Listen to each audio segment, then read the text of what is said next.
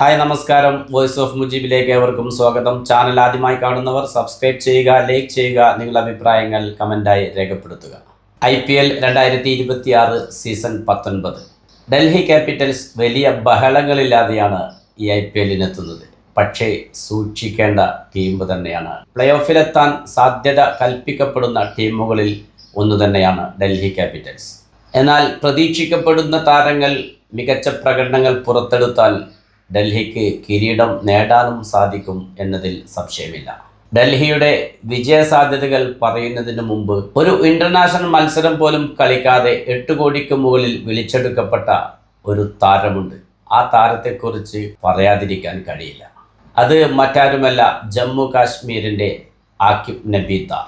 കഴിഞ്ഞ രഞ്ജി ട്രോഫിയിൽ മികച്ച വിക്കറ്റ് വേട്ടയാണ് നടത്തിയത്. ഇത്രയും വലിയൊരു തുകക്ക് ആക്കിബ് നബീദാറിനെ IPLലേക്ക് വിളിച്ചെടുക്കപ്പെട്ടപ്പോൾ നെറ്റിച്ചുളിച്ച പലരുമുണ്ട്. എന്നാൽ ഡൽഹിയുടെ ആ കണ്ടെത്തൽ ഒരിക്കലും പിഴച്ചിട്ടില്ല എന്ന് വേണം പറയാൻ.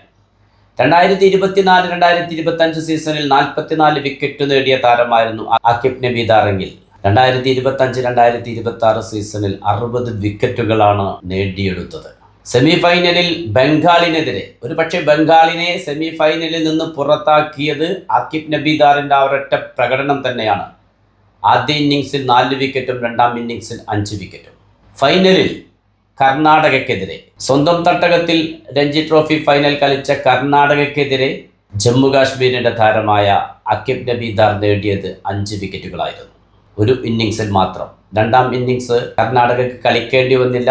ആദ്യ ഇന്നിങ്സിൻ്റെ ലീഡിലായിരുന്നു ജമ്മു കാശ്മീർ ചാമ്പ്യന്മാരായത്.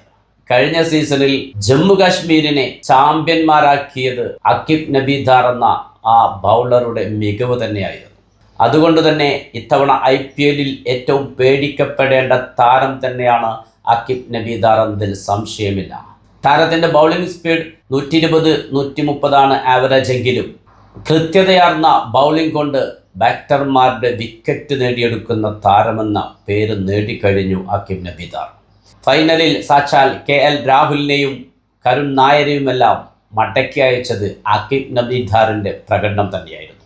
അതുകൊണ്ട് ഒരു കാര്യം നമുക്ക് ഉറപ്പിച്ചു പറയാം, ഈ IPLൽ ആക്കിബ് നബീദാർ എന്ന ബൗളറുടെ വിക്കറ്റ് വേട്ട നമുക്ക് കാണാൻ കഴിയും. അങ്ങനെ ഒരു പ്രകടനം അയാളിൽ നിന്നുണ്ടായാൽ തീർച്ചയായിട്ടും ഡൽഹിക്ക് കിരീടം നേടുന്നതിൽ ഒരു പ്രയാസവും ഉണ്ടാകില്ല. ഡൽഹിയുടെ ഓപ്പണേഴ്സായി എത്തുന്നത് KL രാഹുലും അഭിഷേക് പോറലുമായിരിക്കും എന്നു തന്നെയാണ് കരുതപ്പെടുന്നത്. മികച്ച ഒരു ബാറ്റിംഗ് ലൈനപ്പ് തന്നെ ഡൽഹിക്കുണ്ട്. കരുൺ നായരും ക്രിസ്റ്റൻ സ്റ്റെപ്സും ഡേവിഡ് മില്ലറും ബെൻ ഡെക്കറ്റുമെല്ലാം അവരുടെ ബാറ്റിംഗ് നിരയിലെ കരുത്തരാണ്.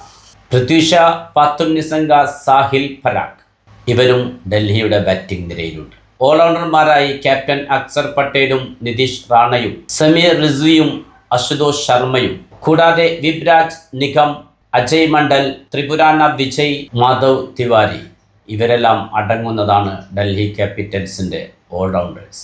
ബൗളിങ്ങിലേക്ക് വരുമ്പോൾ Mitchell Starc, Natarajan, Lungi Ngidi, Aaqib Nabi Dar, Mukesh Kumar, Dushmantha Chameera, Kyle Jamieson, Kuldeep Yadav തുടങ്ങി ബൗളർമാരും ഡൽഹി ക്യാപിറ്റൽസിനുണ്ട്. ഡൽഹി ക്യാപിറ്റൽസിന് ഫൈനലിലെത്താൻ ഒരേ ഒരു തവണ മാത്രമാണ് സാധിച്ചത് 2020. അന്ന് മുംബൈക്കെതിരെ പരാജയപ്പെട്ട് റണ്ണേഴ്സപ്പായിരുന്നു.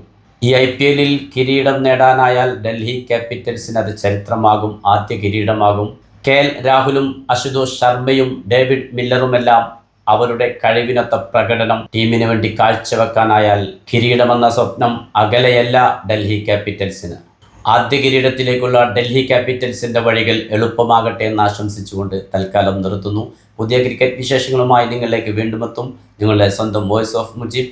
ചാനൽ ആദ്യമായി കാണുന്നവർ സബ്സ്ക്രൈബ് ചെയ്യുക, ലൈക്ക് ചെയ്യുക, നിങ്ങളുടെ അഭിപ്രായങ്ങൾ കമൻറ്റായി രേഖപ്പെടുത്തുക.